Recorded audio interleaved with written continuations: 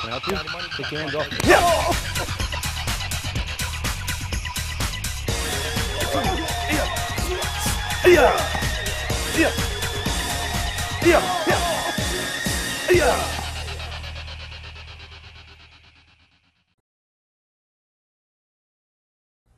Hello, I'm Scott Rogers. I'm here to introduce you to the art of Kyusho-jitsu pressure point fighting.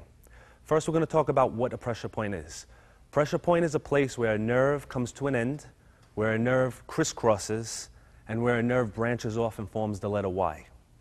Pressure points are holes or crevices in the body that allow one to enter pain directly into the nervous system.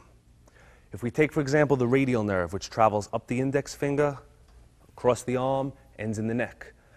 The nerve is pretty long, but there's only several spots where one actually has openings to attack the nerve. When one attacks a pressure point, pain is transmitted directly to the nerve and travels in a much quicker route than if you struck it somewhere else. So basically, if I struck you on the arm, anywhere on the radial nerve, a signal would be sent, but usually it only goes about halfway up. When you strike it on a pressure point, the signal goes directly to the spinal cord and then it gets picked up by the brain there. What we do with these signals is we cause bodies to react to what we're doing. We may strike a point to cause a person's knee to bend or to cause them to turn in a specific direction. We also use the points in a cumulative manner. If you strike one point, you will get a good effect, but if you strike one point, say on the arm, and then go for a second point, the effect is doubled. In this manner, a smaller person can defend themselves against a larger individual using pressure points, where without the knowledge of pressure points, it would require much more power and precision.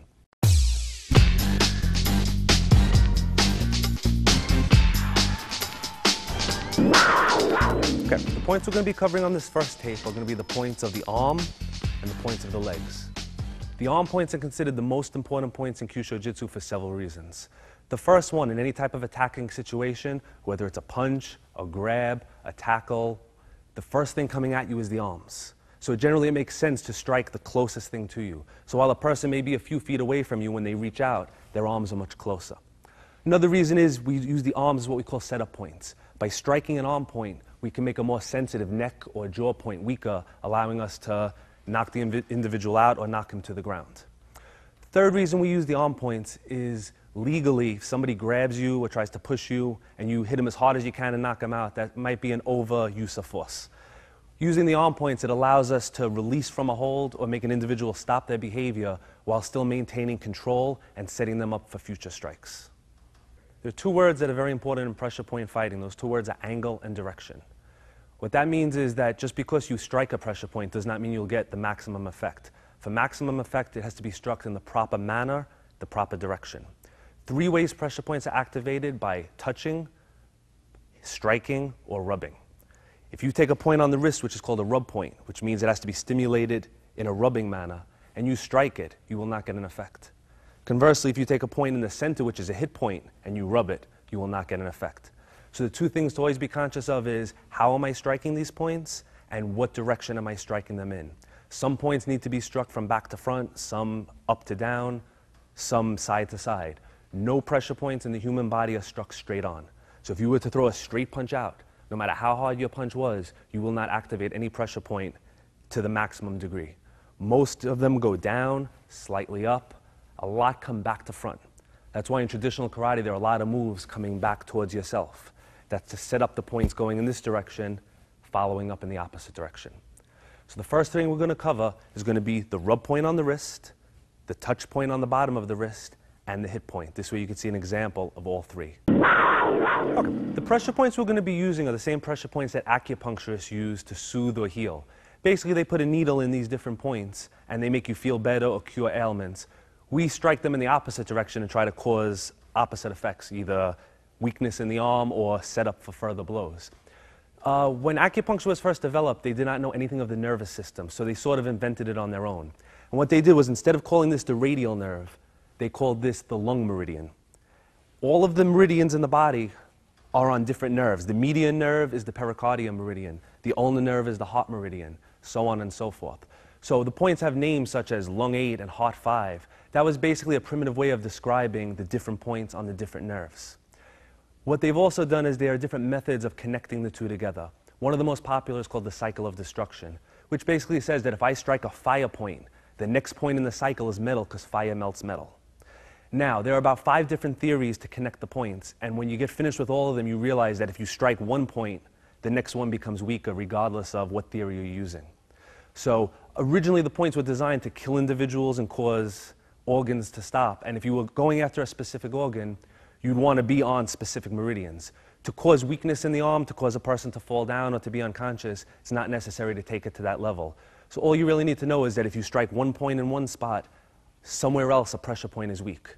You don't have to know why it's happening. You just have to know to always be hitting points and hit points in connection with each other. Also, as a general rule, we're going to work our way up the body. So we're going to travel from the arm to the neck or the head, or to the legs, to the body or to the head. Main reason for that is the closer you get to the neck and the head region, the quicker the nerve impulse is transmitted. So while it's possible to actually knock an individual out on the arm alone, it's a lot easier on the neck. So it makes a lot more sense to set him up on the arm and make him weaker for the next shot than to hit the neck and try to hit the arm, which is further away. What I'm going to be introducing now is John. John is a student and a friend of mine. We're going to be showing the first 3 points, the rub, the press, and the hit.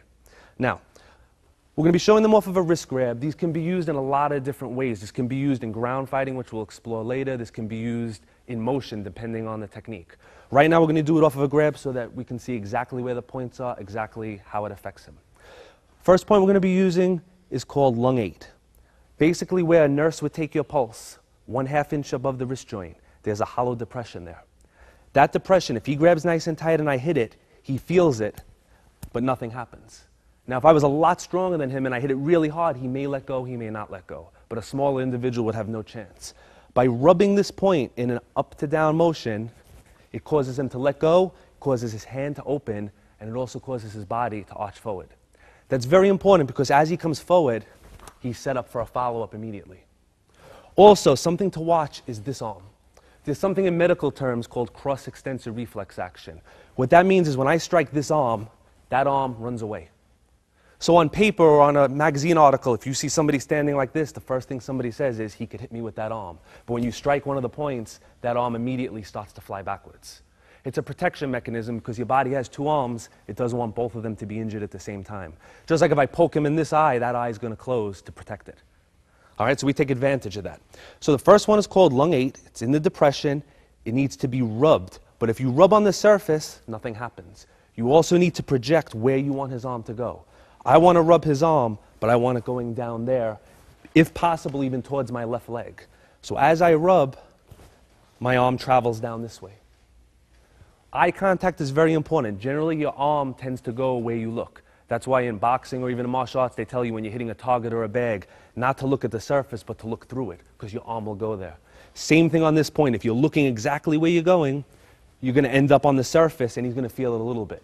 You want to make sure that his arm starts here, just open for a second, but it ends up all the way down there. So your focus point, instead of being here, is actually down here, and you bring him down this way. Now, the further up the arm we go, which we'll see later on, the more dramatic the body reaction is. If he was to grab a little higher and we hit him on one of these, his entire body moves. This particular move would generally be used in a less threatening situation. If he, say, had a knife in the other hand, I would not be rubbing this point. This is more somebody just grabbed you and you get out. This is excellent for smaller people, for children. Everybody's sensitive. And what you're also going to find is the larger the person and the stronger their grip, the better this works. So if you have a very strong man and an average-sized woman, the woman will have no problem doing it against the man. The man might not even be able to make it work on the woman. But the man can just go like this and make the woman let go because of the strength difference.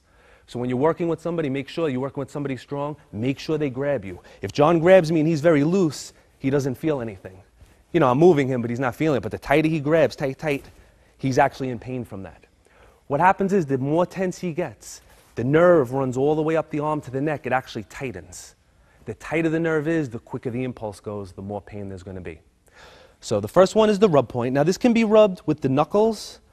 If he was to grab with the other side, we could also use the ulnar bone on the bottom to rub to make him let go. We can also, if he was grabbing higher, use finger pressure. And we would have to, instead of rubbing, we're pulling in this direction, causing a rubbing motion, which would actually bring him into us.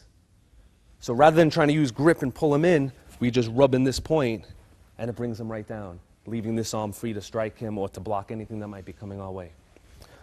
Second point we're going to use is exactly opposite to the lung point. It's called heart 6. It's a ½ inch above the wrist joint, and this is a press point. Press point means it has to be pressed or squeezed. The way we use this one, the way we demonstrate it is if he makes a nice tight fist and I try to bend it, I can't. But by taking my thumb knuckle and pressing it into the point, the wrist bends and sets him up for a wrist lock. Now, nobody's going to give you that fist and allow you to do this technique.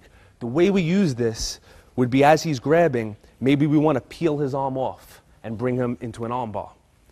If he was grabbing nice and tight and I grabbed his forearm and pulled, I might not be able to get him to move.